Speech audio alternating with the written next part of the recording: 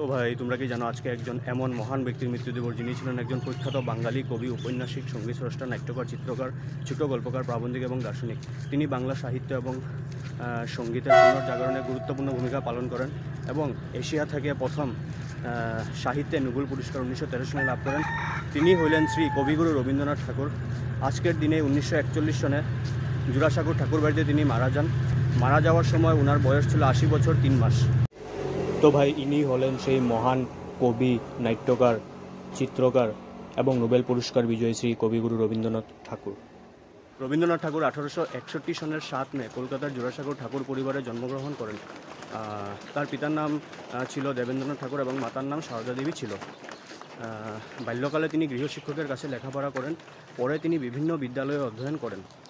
তো ভাই আমি দেবাশিস, গুড মর্নিং এভরিওয়ান। আজকের ওয়েদারটা ভালো আছে, বৃষ্টি পড়তেছে। এখন জানি না পুরো দিন কীরকম যায়। রবীন্দ্রনাথ ছিলেন বহুমুখী প্রতিভার অধিকারী। তিনি কবিতা, গান, নাটক, উপন্যাস, ছোটগল্প, প্রবন্ধ এবং সাহিত্যের বিভিন্ন শাখায় অবদান রেখেছেন। তার বিখ্যাত রচনাগুলির মধ্যে রয়েছে গীতাঞ্জলি, সোনার তরী, বলাকা, ঘরে বাইরে, গুড়া, চতুরঙ্গ ইত্যাদি। গীতাঞ্জলি কাব্যের জন্য তিনি 1913 সালে সাহিত্যে নোবেল পুরস্কার লাভ করেন। রবীন্দ্রনাথ ঠাকুর প্রায় 2000-এরও বেশি গান রচনা করেছেন, যা রবীন্দ্রসঙ্গীত নামে পরিচিত। তিনি ছিলেন একজন দক্ষ সুরকার এবং তার গানগুলি ছিল বাংলা সংস্কৃতি ও সাহিত্যের একটি অবিচ্ছেদ্য অংশ। তিনি শিক্ষা ব্যবস্থা এবং সমাজ সংস্কারের ক্ষেত্রেও গুরুত্বপূর্ণ ভূমিকা পালন করেন। রবীন্দ্রনাথ ঠাকুর বাংলা সাহিত্য ও সংস্কৃতির এক উজ্জ্বল নক্ষত্র। তার সাহিত্যকর্ম এবং গান আজও মানুষের মনে অনুপ্রেরণা যোগায়। তিনি বিশ্বকবি হিসেবে পরিচিত এবং বাংলা ভাষা ও সাহিত্যের বিকাশে তার অবদান অবিস্মরণীয়। তাই কবিগুরু রবীন্দ্রনাথ ঠাকুরের মৃত্যু দিবসে আজ আমি এই ভিডিওর মাধ্যমে ওনাকে ভাবপূর্ণ শ্রদ্ধাঞ্জলি জানাই।